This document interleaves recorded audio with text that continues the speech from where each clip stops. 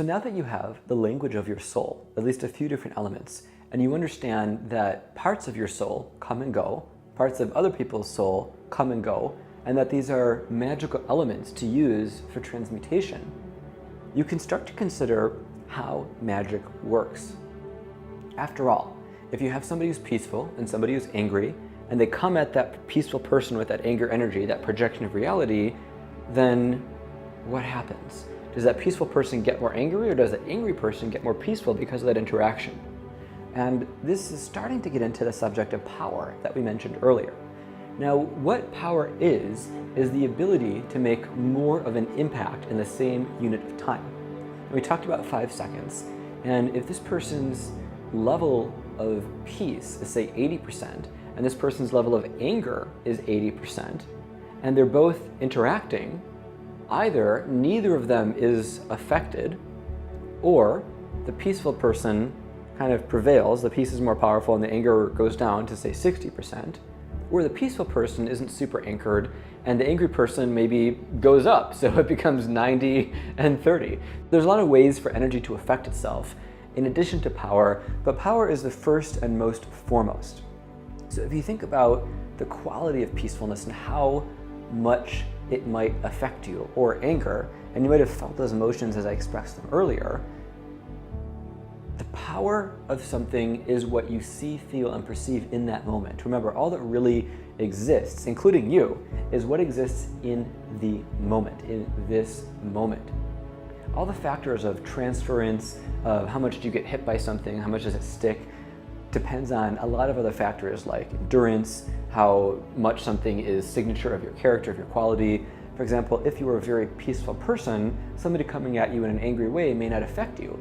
But if you're generally an unstable person and you're feeling peaceful for the moment, day's going well, you're in a nice scenario, you've had good food, you've had a massage, you're feeling peaceful, but then you hear loud fire trucks and a homeless person comes by and vomits on you, your peace probably won't stick around, at least to the degree that it was. But again, if you've been meditating constantly for 10 years, you probably have more peace than in the other scenario. So the power of something is how much it can affect you, not how much it does affect you. And it's really important to think about. If you have the ability to, say, punch with 50 pounds of force. David Hawkins talks about power versus force in a really interesting way, but right now we're going to use them a little bit synonymously. If you punch with 50 pounds of force, and you punch it, say, against a paper wall versus a brick wall, different things happen, but you're coming at the wall with different types of power. So context is also very important for where power is applied. And in thinking about what types of magic you may want to do on the world, you really want to know what power level are you, and how much power will it take to achieve your objective. If you want to punch through the wall, most likely that wall has to be paper. It doesn't make sense to punch a brick wall. Just the same, for the telekinetic abilities that I've seen in most people, we can move the wind, we can maybe move small metallic objects, maybe small organic objects, maybe flames, but I haven't seen anybody levitate cats. I haven't seen anybody roll beach balls like very intensely uphill. So there's a limit for most of us right now for our telekinetic power based on the standards of the material world.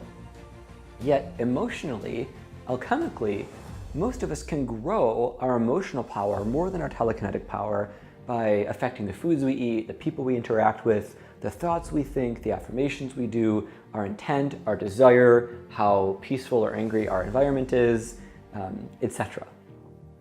So there's certain types of power that you can easily grow and not easily grow. So tying this back to the first lesson, the types of magic I'm teaching you are the ones that you can actually use that are effective and that apply to day-to-day life. So if you're thinking about rare and powerful spells you can use for unique circumstances 40 years down the road, well, those aren't going to do you any good unless you have the fundamental skills to enable you to get to those points. And even if you're in a point of crisis in your life, if I taught you all the advanced stuff of manifestation before I taught you how to manage yourself, your internal life experience and quality may not change. All you need to do is a little bit of research on lottery winners and paraplegics if you want to look at set point theory and happiness. In other words, how happy you are, your quality of being, is more determined by the alchemy of your soul than your life circumstances. Most people, when they win the lottery, their happiness goes up and then it drops. And for some, it drops even further, especially because lottery results are public, so friends and family and strangers might interact with them much differently. So same with paraplegics. Their quality is a certain level, they get injured, they lose function, their quality of life goes down, they recover from hopefully the depression and the trauma and the change, and they go back to where they were at a certain base level of happiness with whatever life they have, enjoying it as much as they can. So the cool thing about magic and alchemy and changing reality is learning how to change your quality, but also possibly that set point to transmute your soul. But to do that, you really might want to think about who and what you are and how attached you are to that. If you want to be a much greater version of yourself, say you have a vision for impacting the world 10 times, 100 times, 1,000, a million times more than you are right now. For example, say you know how to affect the quality of life of 2 people and you want to make that 2 billion. You want to completely change something about the world, free drinking water, healthy, clean, and pure for everybody.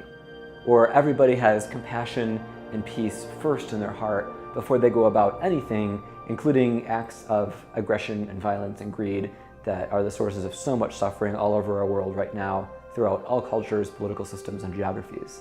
That would be an amazing impact over the world. And while you can help one person get there if they're willing and open, if you can raise the amount of power you can put out into the world, the amount of influence you have, the amount of impact, you can affect more and more people until maybe eventually in this lifetime, 2 billion. Hopefully at least somewhere in between, but whatever you choose, of course, is good and right for you. But if you want to learn magic and you want to learn how to impact reality, it generally goes with saying that you're going to keep raising your power levels until you get to a point where you're happy. Maybe you'll run a village or a community or a company of 20 people, of 200, of 2,000, and you're going to stop there. And you're not going to want to affect 2 billion people because that requires changes in you which you don't find acceptable or you don't find yourself capable of, or might require certain types of sacrifices. So now we're going to get into a very interesting topic of soul alchemy related to attachment and surrender. Both of these are very complex topics, and I would significantly recommend you look up Shinzen Young and Muji for topics of attachment. I would also recommend you look up Teal Swan. And for surrender, I'd recommend you actually read the books The Surrender Experiment and The Untethered Soul. For Wizard School, if you consider yourself a serious student, those are required reading. And if you're just a general interested spiritual psychological seeker, those sources, those individuals, a lot of their content is very high quality. I can't vouch for all of it because I haven't seen all of it, but I've seen enough to know that there's good stuff in there that you can use. But for general purposes, and focus on your soul knowledge and the amount of knowledge that you've accumulated mentally so far, the more attached you are to a thing, the harder it is to let go. If you're attached to yourself, say as a funny person, and people don't respond to you in a positive way when you're trying to be funny, that can be kind of frustrating. And if you're really attached to that and you're not being seen as that, you might be likely to suffer. But if you can let that go, and you don't care whether you're seen as funny, you're free to be and talk who and how you are. So, thinking about attachment to your ego, to yourself, you have to let go at some point. You can't be your 5-year-old self forever. You can't be the self you were an hour ago forever. You probably can't be the self you were at your absolute best forever, unless you do enough things to change all these other elements within you, inside of you. Again, not just anger in the moment, but anger as a baseline over time. There's a lot of ways to measure these different types of things. You can measure your average level of protein per hour, per minute, per second, pre, post, mid workout. So there's a lot more complexity to you as a human soul that of course we've alluded to and that I bet you might have even ever considered. But if we're thinking about the amount of power to stay on track, how do you raise your power levels? Well, that's a pretty simple and straightforward distinction. And if you're in tune with your intuition, you may already know the answer. There's you, say with a power level 37, and then there's a you with power level 80, where your level of badassery has gone up significantly. Now, who knows what's between here, but you might know one thing.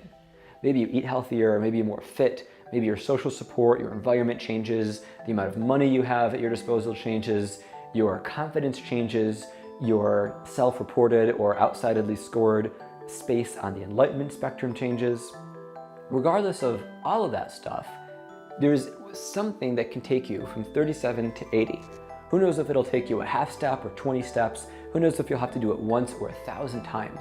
But I would offer to you right now, as the practical exercise for this lesson, to look deep within yourself. Or just allow it to rise up if it already has. Maybe 7 have already risen up, maybe 3. And to write down or put in your notes, doing X will make me more powerful.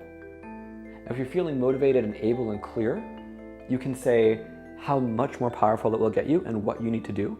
And as always, I encourage you to think of things that will not harm yourself and others. That is very, very critical for the system of magic that we teach.